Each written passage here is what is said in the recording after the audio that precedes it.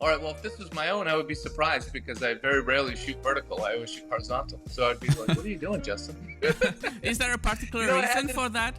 I had this teacher, I think all of us, it's like with your childhood, you have the same thing with you come from a formal photography training. You have some good and some bad where you have certain things that you've never been able to get out of your mind that your professor said or that an influential teacher said, whatever that is, whether it's school or through a workshop or something.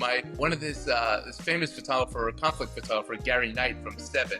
And he told me, he's like, well, you don't see the world. You don't have your eyes on top of each other. They're upside to side, right? So you don't see things. And I don't know, that made an impression on me as a young photographer. I always looked up to that kind of work. But I still feel like you can, vertical and make it interesting. I think the first thing that comes to my mind when I look at this photograph is the color palette is quite interesting.